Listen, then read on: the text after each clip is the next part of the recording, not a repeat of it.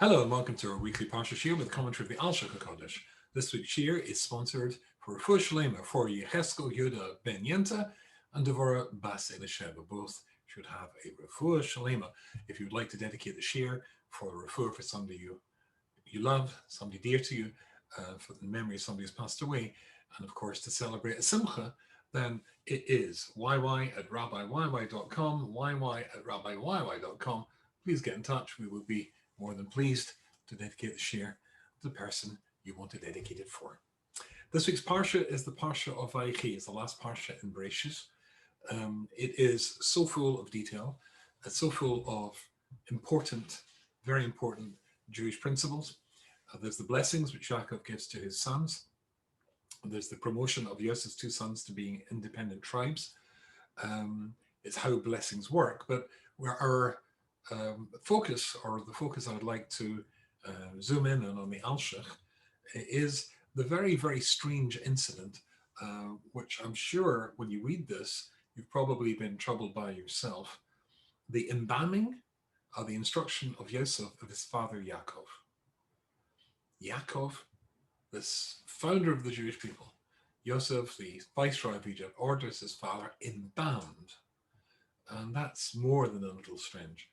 So I thought it would be worthwhile to look at the Alshich and allow him to open our eyes to the real story, given the evidence that the Torah offers us through a careful reading of the words of the story that we are analyzing. Okay, so I'll have to do a bit of paint sharing with you as usual. So let me share the screen and press a button. And excellent, I think. And if I move this out of the way, I should see where my notes are that I prepared beforehand. At least I hope I prepared them beforehand. Here we go. This is the beginning of the story. And if I bring it to the center of the page, as we usually do, and make, of course, it doesn't want to move, and then make it a little bit larger, because that's a bit hard for you to see, and make it bigger. There we go, that's fine. Parshas Vayechi. So let's read this together. Vayechi, Yakov, Be'eretz Mitzrayim, Sheva Esra Shana. And Yakov lived in the land of Egypt, and he lived there for 17 years. Vayehi Yemei Yakov, Shnei Chayav, and the days of Yakov, the years of his life, was Sheva Shana, 7 years, Arboim Shana, and 140 years, 147 altogether. The last 17 parts of his life, 17 years of his life, he was in Egypt. And before we start the Alshich, I can't resist telling you what Rav Shamshon Full Hirsch says when he asked the following question. Which part was the best part of Yakov Avinu's life? Was it the first 130 years of his life, which are surely, if we consider his story and at the end of the Torah, at the end of the Parshas in the Torah, and the end of his story in the Torah, surely it's appropriate to consider his life. What sort of life did he have? Asked Rav Shamshon Full Hirsch, what was the best bit? The first 130 years of his life, or the last 17? Let's consider the first 130 years. He's got a brother whom he's fighting with, or is fighting with him in the womb. When they're born, the two brothers are locked in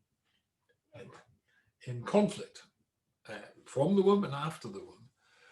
Then, of course, the brother tries to, there's the whole thing that Yaakov, who's Mr. Emes, his basic nature is Emes, he is compelled by his mother to go and steal his brother Esau's blessing.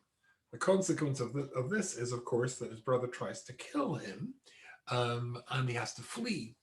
He flees, and he's told that the perfect bride, the perfect wife, the perfect match for his soul, Rachel, his cousin, is available to marry. He ends up with Leah, and then eventually Rachel, and also the father-in-law from hell, who cheats him countless times.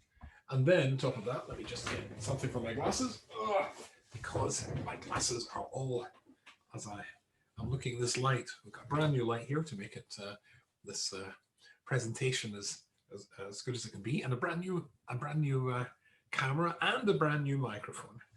And of course, that means that I get to see my glasses are a mess.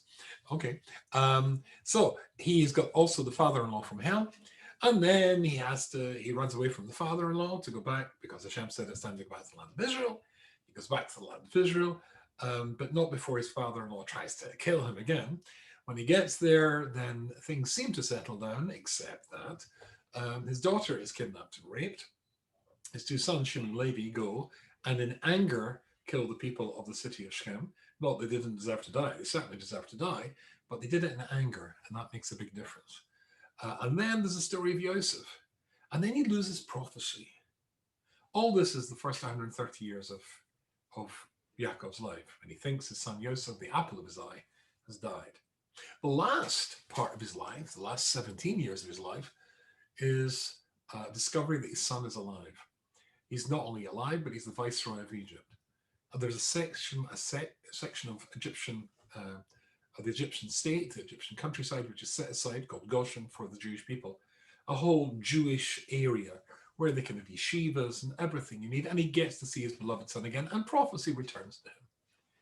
So Reb Shamshon Full Hirsch asked the question, what was the best part of his life? The first 130 years or the last 17 years? Now, I know rabbis always ask trick questions, but this is not a trick question. The answer is obvious.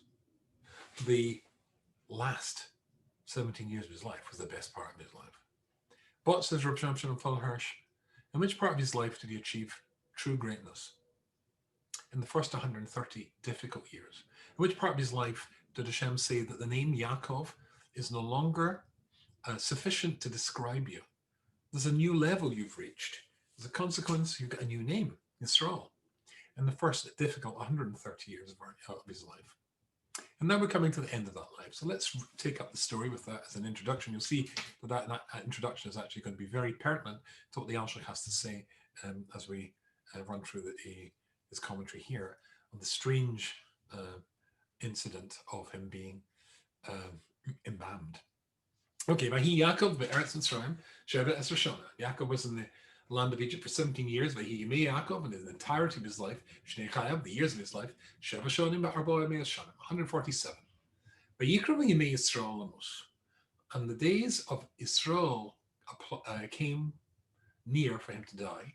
Vayikra l'bnai Yosef, and he called his son to Yosef, v'yamar lo, and said to him, now if I found favor in your eyes, see no yodcha takas zerika, put your hand under my thigh.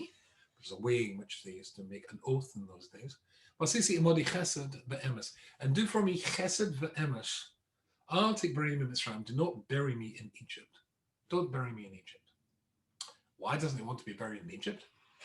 And Rashi says there he doesn't want to be buried in Egypt because he doesn't want to be turned into a god.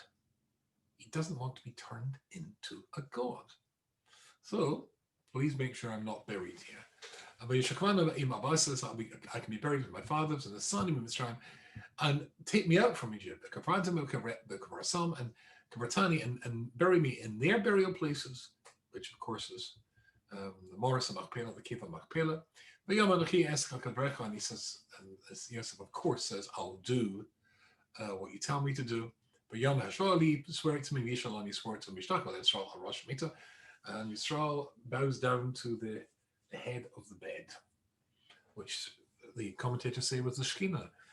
And somebody's about to die, the presence of Hashem is very tangibly there, which is why the words, the dying words, or the final words of somebody before they pass away, we consider, as the Shekhinah is there, that they're imbued with a certain holiness and a certain almost prophecy, prophetic nature, or character that normally you don't get in your life. There are 3 times in a person's life when they get that level of divine inspiration. The one is if you marry, when you marry and you choose to marry the person you marry, if you go about it in the right way, of course, then Hashem will bring you back to the other half of your soul, which has been put in either a boy if you're a girl or a girl if you're a boy. So that's the first time that you're going to have divine inspiration to find the right person, a shidduch. And the second time is when you name a child. The naming of a child, because the name of a child is given, actually defines and describes what the nature of the child is. But the name that describes that child is actually, no matter how much effort the mother and the father put into choosing the name, and if they name after people in the family, it's irrelevant. The name was put into their mind in Shemayim because they knew that was the nature of that child. And the last time is when a person says their final words on their deathbed. We believe it is informed by Ruach HaKodesh. Right. So this is all Yaakov on his deathbed, and that's the story. Don't bury me there. But what comes next is really more than a little problematic. Well, of course, straight after this, after Yaakov has made that deal, when it says straight after that, then he's not well. And Yosef is told, so there seems to be an interlude here. Yosef is told that your father's really not well. And he comes rushing to his father's bedside. That's when he brings his two sons, and Yaakov gives them the famous blessing he gives them. And then he blesses all of his sons. After that, he passes away. So there's the major part of this parsha is the blessing. It's all about blessing people, and the blessings he gives his son. And then after that, it says he passes away. Let's have a look at that part of the story. So I've got to share the screen with you again, and let's hope I get the right one up. Yes, I actually did it right, which is very pleasing. And I hope you can see that. Excellent, good. So, look at this. Yaakov l'salvas et bono v'Yosef raglov el hamita, and Yaakov completes the blessings and the commandments that he gives to his sons, and he gathers his feet, strange expression, el hamita, or he puts his feet towards the wall, v'yigva, and v'yigva. I'm going to struggle with the translation of v'yigva. Let's say he passes away for now. Yosef elamov, and he's gathered to his people. V'yipol Yosef al pnei aviv, and Yosef falls on top of his father, crying his father's face. V'yevk, and he cries a lot. V'yishkach, and he cries a lot. Mitzav Yosef al labadav esabadav, and Yosef commands his servants, Ves HaRoifim and the Roifim, lachanat es aviv. Lachanat es aviv, to embalm his father. Now, I think we all know what the process of embalmment means. Embalming is that you take out the insides, you take out the organs, and then they put into the major arteries, they put liquids that will preserve the flesh. And then, of course, they're mummified, they're covered in bandages. Looking at this in preparation of the Shiur, I'm quite clear that the Alshich is talking about two categories of things. There is the process of the removing the insides and putting in the liquid that's going to preserve the body, and then the mummification. So there's two things going here. The chanita, embalming, when it uses the word chanita, I think that's really talking about the wrapping the dead body in bandages. So let's visit that posuk again. So it says with regards to Yosef, Yitzav Yosef is a bodav, and Yosef commands his servants, es harofim, and on top of that, the doctors, lachanas es aviv, to embalm their father. V'yachnu harofim es Israel. V'yanata harofim, and the doctors, v'yachatnu means to mummify him, to wrap him in bandages. So there's two categories of things going on here. There's the servants are going to actually take out the insides and put in the liquid into the body to preserve it, and then the doctor is going to wrap it in bandages. So we're going to come back to that in a second. Okay, so far so good. Oh, so far so mysterious. How on earth? I think we are all familiar with the fact that we treat a dead body with enormous respect. There's a tefillah that people who are involved in the Chevra Kadisha, the Jewish Burial Society, in their preparation of the body for burial, they ask mechila, because the soul is still there. If in any way offended it, the body is completely washed, but only a part of the body is revealed at each stage of the washing to give it maximum respect. And of course, before the actual burial, then somebody stays with the body the entire time to make sure that no animals or insects get at the body. We treat it with tremendous respect. I mean, everybody knows that. Jews are nuts when it comes to dead bodies. And yet, Yosef Hatzadik, Yaakov, the pinnacle of the Avot, Avram and Yitzchak, says the Gemara, only had their existence in order so that there would be a Yaakov. Yosef orders his father to be embalmed. It's horrendous. It's horrific. It's the picture that conjured in your mind cutting open the stomach and pulling out his entrails. It's appalling. How could this be? What's going on here? Now, you could say that when Rashi says that they didn't want him to be worshipped as a god, yes, that's absolutely correct. But what does that mean? Well, we're going to see that in more detail in a second. But I have to tell you what the Alshich says here because it's fantastic. And we're going into some extremely extraordinary Kabbalistic territory tonight. So hold on to your hats, as they say. And I've got to bring up another screen to let you see this. And so if I minimize that one and minimize that one and find the missing one, which is the Gemara. Now we've got a Gemara to look at. And this is the Alshich quotes this Gemara. It's not me putting this up here. So if I make this a bit bigger. There, that's nice and large. I think we can see that very nicely. And here is a Gemara which says, Omer Rabbi Yochanan. Can you all see this? If you're interested, this is a Gemara in Tainus. Then it's Daf Hey, Omid Base, 5b. Omer Rabbi Yochanan. Rabbi Yochanan says, Yakov Avinu lo mes. Yakov Avinu did not die. Omer le, the key to which the Gemara says, what do you mean didn't die? Omer le said to him, Bichtis Sabto Saftania. Are you saying it was for nothing that they eulogized him? And they embalmed him for Cobra Karayo? And they buried him? All that was nothing? To which Omalei, Rabbi Yochanan replies, Mikra ani dorish. Oh yes, we see. You have to understand the reason I say he didn't die is because there's a posuk which implies that he didn't die, a posuk in Tanakh which implies that he didn't die. What's the posuk in Tanakh? And it's quoted here. The posuk Shneimah says, "Ata al tira abdi Yakov."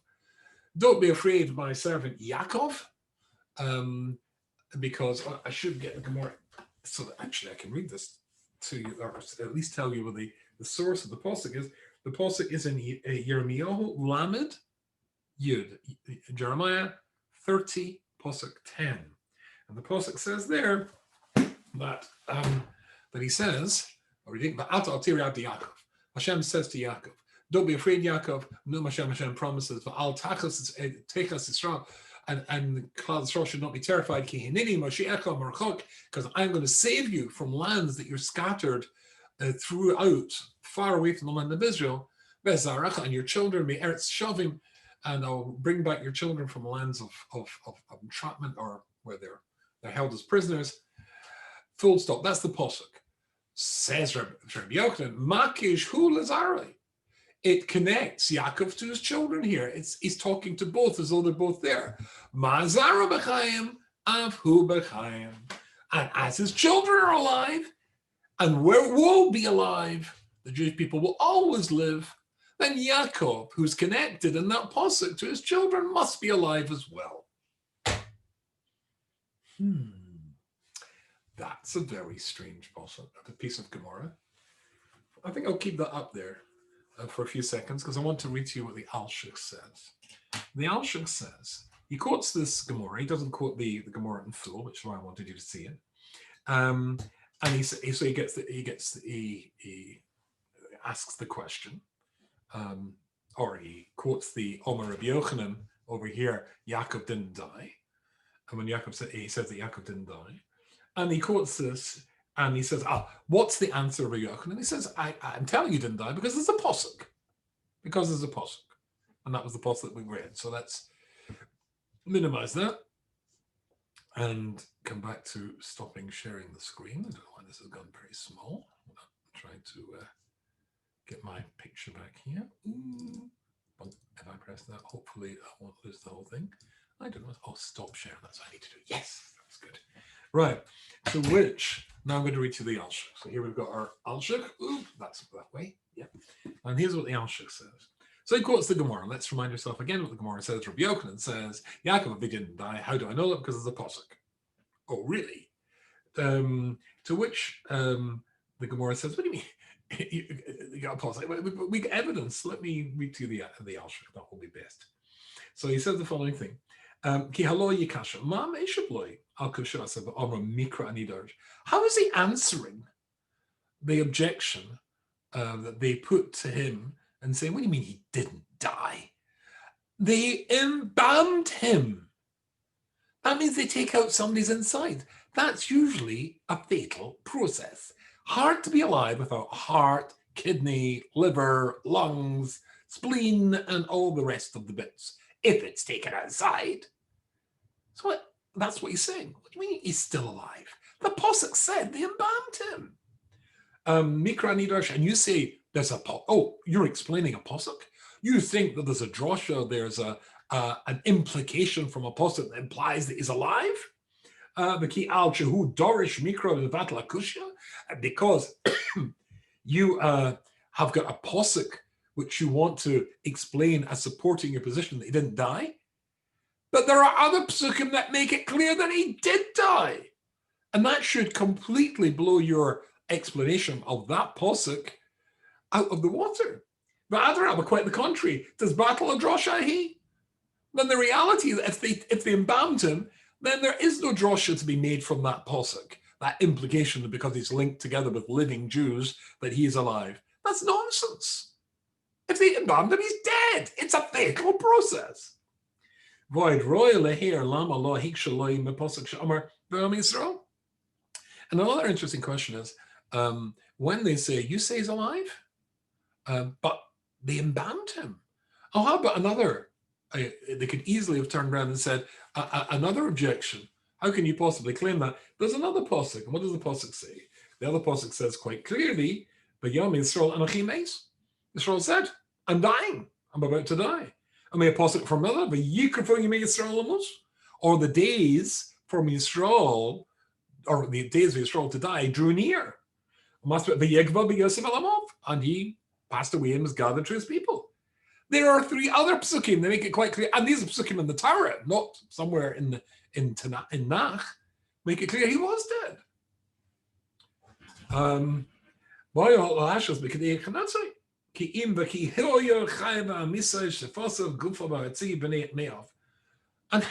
at the end of the day, he says, if they took out his stomach or all the insides, how can you possibly claim he's alive? That's what the Alshich says. So again, Gemara says, Rabbi Yochanan says, he didn't die. They said, but the Gemara says, what do you mean he didn't die? They embalmed him. Oh, because I've got a posuk. The fact that embalmed him means that you don't have a posuk, and the posuk is irrelevant. I hope you're following the question there. And there's so many psukim that say that he died in the Torah. To explain what the answer to this is, this strange Gemara and Rabbi Yochanan's insistence that Yaakov didn't die, the Alshich takes us into extremely Kabbalistic territory. But I think you'll enjoy this enormously. And he says the following: so to understand this, says the Alshich, this al-Loshen HaMikra, you have to pay attention to what the posuk says, what the psukim say. Now, when we started our series way back, because I think this is the 27th Shiur, that's our 27th week, which is really quite good. We're halfway through the year, or over halfway through the year. When we started that, I said to you right at the beginning that, of course, the author of the book is Hashem, and Hashem is good at Hebrew. It sounded as though I was being flippant, but I'm quite serious. If there's something in the posuk that doesn't seem to be right, you've got to say why, because God doesn't make mistakes. The Alshich is extremely incisive in spotting what seems to be mistakes, but God doesn't make mistakes. So it must be that there's a significance to being in the plural when it should be in the singular, or there's a significance for it being in the masculine when it should be in the feminine. And I also said at the beginning of the Shiur tonight, if you remember, quoting Rabbi Shamshin or Paul Hirsch, that there were two stages of Yaakov's life, one much greater than the other.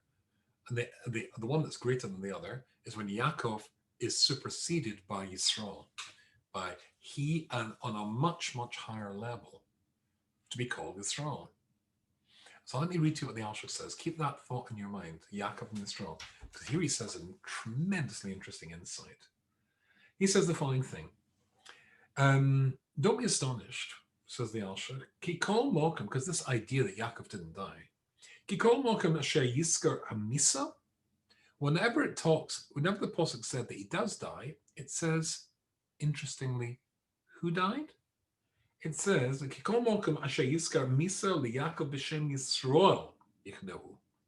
whenever it says that he died, it calls him Yisrael. It uses his name Yisrael. It doesn't say, and that's what Rabbi Yochanan said, Yaakov didn't die. Yisrael did. That needs an explanation. But just hold that thought for a second. Remember, it's in the Torah. And that means that the fact that he's referred to sometimes as Yisrael and sometimes as Yaakov, that's not by an accident. Yisrael's at the highest level. Whenever it says he dies, it calls him Yisrael. Let's go into this. But Asifa b'li smallvis b'shem Yaakov, and whenever it says, instead of dying, use the word the yigva, uses the word gova, then that doesn't mean die, and it means that, and it uses the word Yaakov. So Yaakov, Gava really means to say fell asleep, almost like fainted, and became unconscious, not died. There's a difference between somebody who's unconscious and somebody who's dead. Whenever it says Yaakov, it uses the word Gava. In modern Hebrew, look it up in the dictionary, it will probably translate Gava as meaning that somebody died. But in actual fact, that's not what the word means. It really means to fall asleep. The Yomas, no doubt about that one, means he died. When he dies, it's referring to Yisrael dying. So I'll read on. So he says, Kihine, Ne'emar b'yom Yisrael amusah. The apostle says, Yisrael said, I'm dying. V'yom Yisrael el Yosef hine anachi meis. And again, he says, Yisrael said to Yosef, I'm dying. V'yikra v'yimei Yisrael amus. And we read that at the beginning. And the days for Yisrael to die drew near. Yisrael, Yisrael, Yisrael. Die, die, die. Ach b'Yakov. But when it talks about Yaakov, lo ne'emar rak gavia. But then it only uses the word gavia. He fell asleep or became unconscious. Shneimar v'yochel Yaakov letzobas as bono that said v'yigva Yosef v'Amov, and Yaakov called his people, and he was gathered, and he v'yigva, and he fell asleep, and was gathered to his people. Hini machmas kushazu royas geber chochem ba'oz v'tzvus mams amitz la'amid ki godel geder sham Yaakov misham Yisrael, because the level of Yisrael was superior to that of Yaakov. What is the difference between the two? This is very, very interesting. So he says the following thing. He says, "Hagedol hagodol asher nis'asif al nashrei v'rucha ben shmasa nikra Yisrael." When we're talking about what's called, now we're getting, as I said to you, in Kabbalistic ideas, there's various aspects that make up a human being. In fact, the various aspects that make up a human being are apparently elements that are taken from the various dimensions of creation, Shemaim, different areas of Shemaim, and of course, the physical earth that we live on. That we are made up of, and a soul is from one dimension, and a neshama, I'll translate that as a super soul from a different dimension, ruach. These are all elements that go up to make the spiritual human being. And of course, the physical is the body from down here. But because we are made up of all the components of Hashem's creation, that means that only we can unite all the elements of Hashem's creation. That, incidentally, is one of the reasons the angels were extremely upset at the thought of us getting the Torah. We then become the arbitrators of the success of Hashem's creation by our choices, which are positive, or Chas v'Shalom the other way about. If they're not positive, then that can damage the fabric of Hashem's creation. Because we are made up of all those different elements. Yisrael defines the Ruach and the Neshama of Yaakov. This is a very much higher level. And the Nefesh, which we normally translate as soul, that was the spiritual element that was present in Yaakov before he went higher, says the Alshich. Interesting. So I'll read this to you again. Hageder agod l'Hashem Yosef al nashrei rucha b'nishmosei shenikro Yisrael hu asher nistalik mimenu. That spiritual level, which is called Yisrael. So from Nefesh, Neshama is a higher level. Yaakov perfected that, becomes Yisrael. That's what died. That spiritual, and didn't die as but died, went up to heaven and left. Because it was so exalted, so high, so refined, it could no longer stay here. But he was already at an incredible spiritual high level before he got to that next level. That stayed behind. The nefesh of Yaakov stayed behind. And listen to this, interesting stuff. Indeed, the neshama and the ruach, those aspects of the spiritual makeup of Yaakov that we could also be called Yisrael, that left and went up to heaven. But that's why it says Yisrael died. It means that element of Yaakov that went up to heaven and could be called died, in the sense of left this world. That's what we're talking about. That's what it means when Yisrael died. Ach bechinas Yaakov. But the other aspect, the other spiritual level which he'd already achieved and which Yisrael was built upon, that didn't leave him. That was the part of him that he had from the beginning and never left him.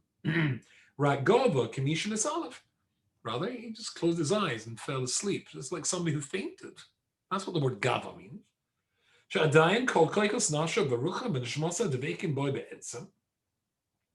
And therefore, there was that element of him still alive, still within him.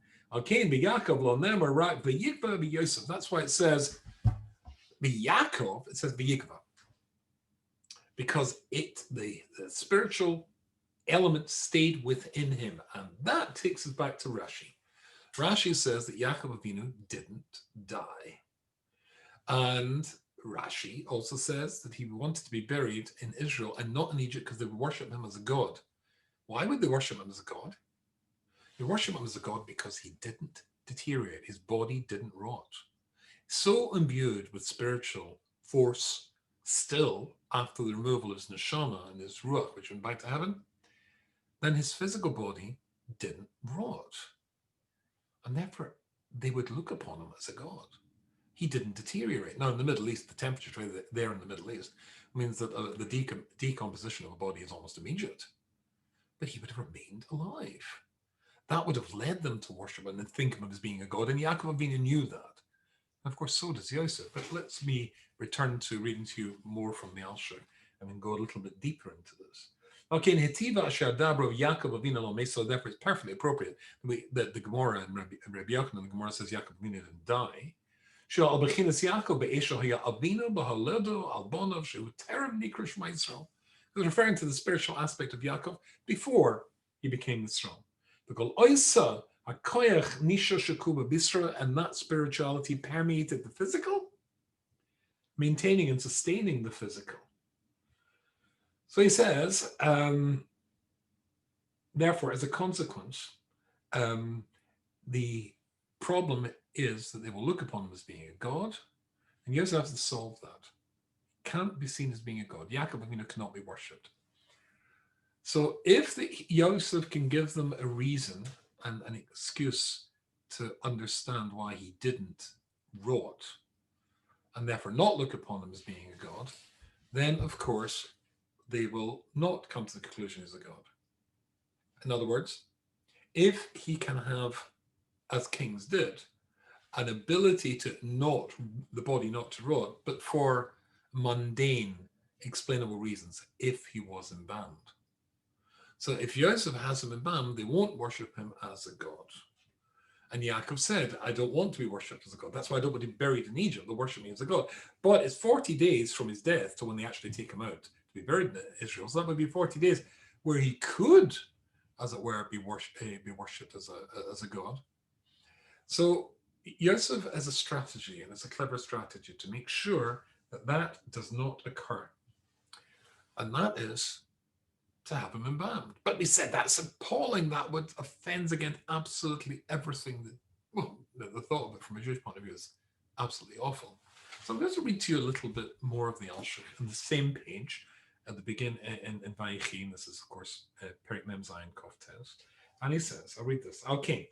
So don't be astonished at the fact that it says it doesn't say Yaakov died anywhere, which leads to Rabbi Yochanan to say Yaakov didn't die. But and this idea that it didn't say that the the argument that they cut him open and took out his stomach, so that he must have died. No, that's not his problem. Do you know why? Because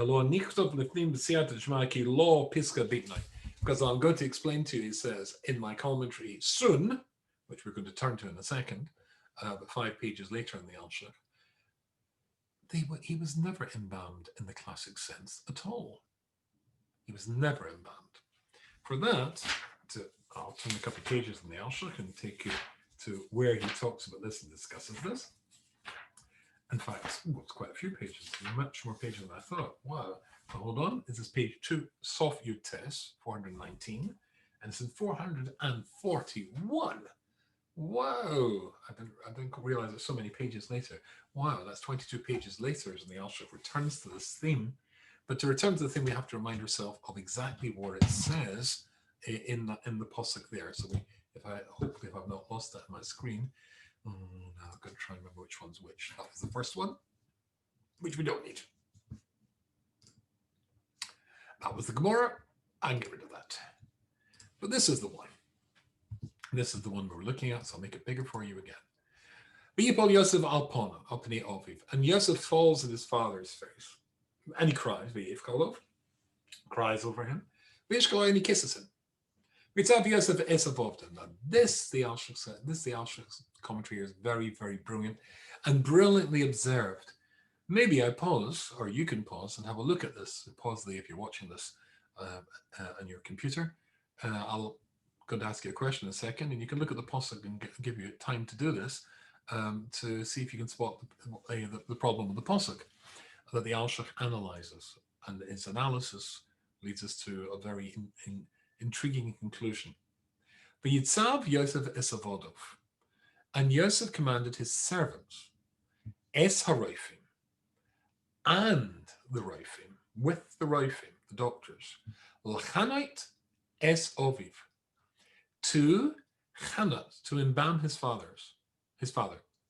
V'yachnatu harofim es Israel, and the rofim embalmed Israel.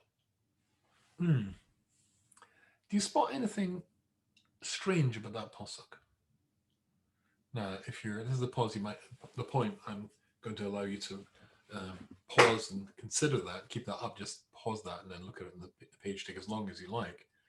But I'm now going to give you the answers. So if you want to pause and think about it yourself, now press the pause button. Otherwise, I'm about to tell you. Or rather, I'm going to tell you what the Alshich says. Let's look at the posuk again. V'yitzav Yosef es avodov. Yosef commands his avodim, his servants, es harofim, and, or with, here, with the rofim. So 2 categories of people, the servants and the rofim. L'chanot es aviv. To chanot, remember we translated chanot? Embalm, it really means embalm, but it's part of the process of embalming, and that's to wrap them in bandages. Chanot es aviv, v'yachnatu harofim es Israel. And the doctors went ahead and they embalmed. They wrapped in bandages his father Israel. What happened to the avodim? Both were commanded, again, V'yitzav Yosef es avodov, his servants, es harofim, with the rofim. So he commands his servants and he commands the doctors. The doctors are going to do the bandaging. What are the servants going to do? The servants are going to cut open the stomach, take out the lung, take out the kidney, take out all the innards, all the internal organs which have to come out in the process, and then stitch the body up again, and then, or put in the liquids, etc. Stitch the body up again, and along will come the doctors, and they do the expert bandaging to mummify the corpse. But look what happens here. Look what it's saying. V'yitzav Yosef es avodov. He commands his avodim and the rofim. The avodim have got to do the dirty work, the cutting open of the body, the removal of the organs, and the putting in the liquid into the main arteries, which is going to preserve the flesh. And the doctors to do the bandaging. L'chanot es aviv, to bandage the father. V'yachnatu harofim es Israel. And the rofim, they did their part. But what about the servants supposed to do their part, the actual horrible, it doesn't say they did it. Only the doctors did their part. Yosef had no intention of allowing anybody to violate his father's body. His servants merely pretended that they'd done what they'd done and handed the body over to the doctors to bandage. That was all. There was never a possibility, but it allowed the Egyptians to think that he's been embalmed, the body's been taken, had the innards taken out, and that would explain why he didn't rot, and that's why you see in the next posuk, and it says an incredibly interesting thing. And there was a process of 40 days, which takes 40 days apparently to complete this process of embalmment. And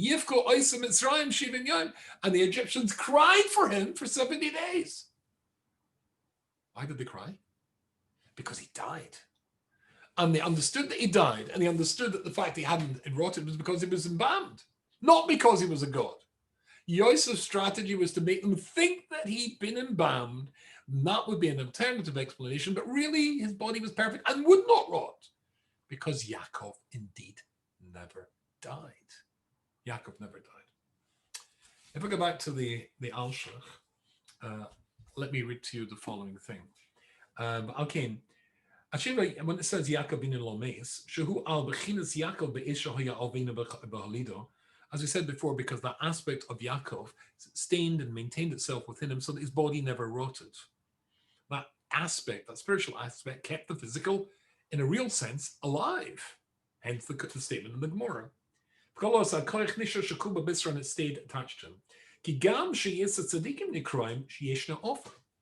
That's why many tzaddikim are referred to as sleeping in the ground. Remember, Vayikva means to sleep, not to be dead. They're asleep in the ground. And didn't actually die, even if they were buried. And Rabbeinu HaKodesh, from the Gemara, says the Gemara in Kesubas and Kufko Gimel Omad Aleph, then he used to come home every Friday night from the grave and make Kiddush for his family. Well, I suppose it happened a lot. People would get used to it. But imagine your dead father coming home Friday night, but he wasn't really dead. A person can reach such a high spiritual level that they're not actually dead, just sleeping in the ground. And not only that, Bereb Lozer, Bereb Shimon, it